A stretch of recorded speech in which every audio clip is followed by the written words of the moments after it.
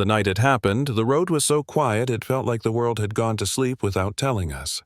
No radio, no traffic, just asphalt trees and that thick southern humidity that makes every breath feel heavier than it should.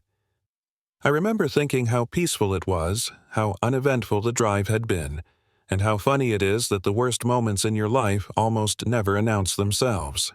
They just slide in behind you, flip on the lights, and change everything. That was the night I learned how quickly silence can turn into a test of who you really are. I was in the passenger seat, half listening to the hum of the tires, half replaying old memories I didn't usually let surface. Growing up, I was always the kid people underestimated. Too quiet, too calm. Teachers thought I lacked ambition.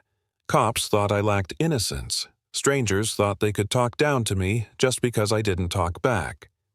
You learn early what that does to your head. You learn when to swallow things, when to observe, when to wait. My friend Marcus was driving, both hands steady on the wheel, eyes forward. We weren't doing anything wrong. We never were. But experience teaches you that sometimes that doesn't matter. When the red and blue lights lit up the rearview mirror, Marcus sighed. Not annoyed, not scared, just tired. "We good?" he asked, like he already knew the answer didn't depend on facts. I nodded and rolled the window down before the car even stopped. Dome light on, hands visible, old habits, survival habits. The kind you don't explain to people who've never needed them. The officer took his time getting out of the cruiser. You could hear the door open, close his boots on gravel. He approached, a slow, confident flashlight already aimed like a weapon. He didn't say hello. He said evening, but his tone told a different story. More like, "Let's see what you are." He leaned in, light cutting across our faces, lingering just long enough to feel intentional. "Y'all know why I pulled you over?" Marcus answered calmly. "No, sir. You were moving pretty fast back there. We were within the limit." The officer smiled, thin and sharp. "My radar says otherwise." That's when I noticed it. The way his eyes kept flicking back and forth, not nervous but hunting. Like he wanted a reaction. Like silence bothered him more than arguing ever could. He asked for license and registration, then added almost casually, "You boys, coming from somewhere fun?" "Just passing through," I said. "Uh-huh." He inhaled exaggeratedly, then nodded to himself. "I smell marijuana." There it was. The sentence that turns a conversation into a trap. I felt something tighten in my chest, not fear, more like recognition. This was familiar. This was the moment where logic stops mattering and control becomes the point. Marcus didn't argue. He just said, "There's nothing in the car." "Well, we're about to find out," the officer said, already stepping back. "Both of you out of the vehicle." Slowly. We did exactly as told. Hands on the hood, feet apart. The night air felt colder standing there. The officer patted us down rougher than necessary, found nothing, and got angrier with every empty pocket. He searched the car like he wanted to punish it. Glove box, trunk, under the seats. When he came back holding a small baggie, his smile was different. Victorious. "Well, look at that," he said. "Care to explain?" I stared at the bag, then at him. My heart wasn't racing. My mind wasn't panicking. It was quiet, focused. "That's not ours," I said. He laughed. "Sure it isn't." Marcus opened his mouth, then stopped himself. I could see the same thought running through both of us. Say too much, it gets worse. Say nothing, it still gets worse. The officer slapped the cuffs on like punctuation. "Final. Loud. You're under arrest." The ride to the station was short and silent. He whistled. Actually whistled. Like he'd just had a good night. We were processed, photographed, fingerprinted. When our IDs came out, he looked at mine and scoffed. "Nice fake," he said, tossing it back. Added another charge like it was nothing. We asked for a call. He denied it. Said we'd get one later. He put us in a cell and walked away like we were already forgotten. Sitting on that cold bench, staring at concrete walls, I thought about every time I'd been talked over, dismissed, treated like I was lucky just to be tolerated. I thought about how many people never make it past this part.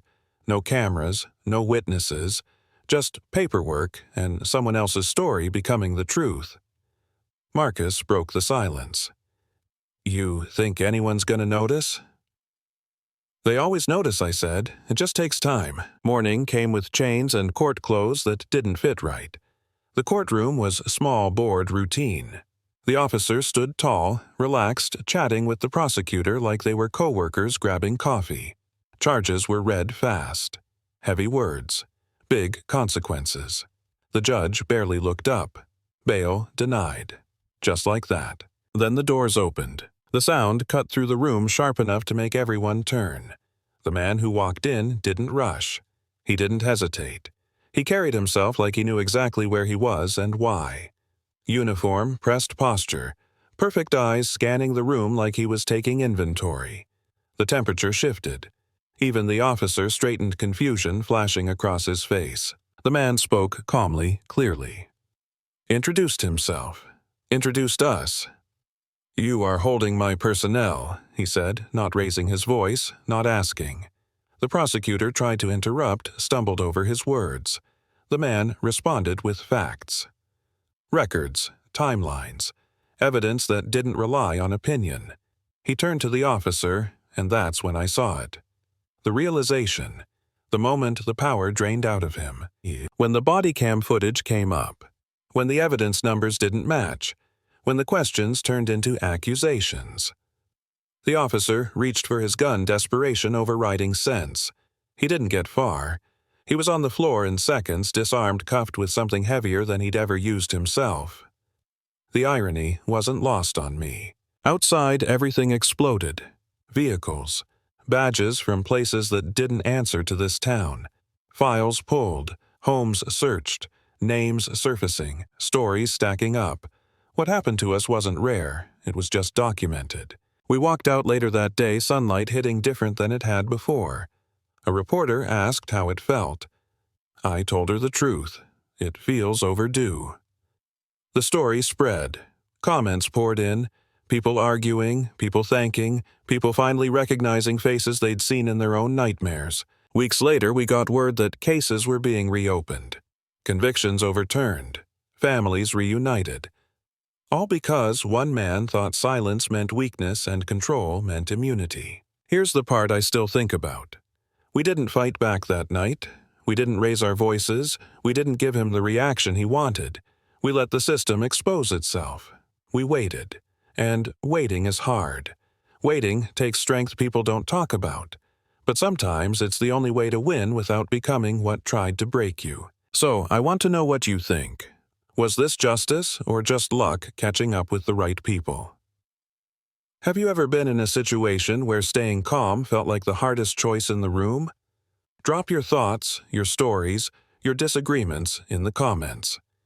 This conversation doesn't end here.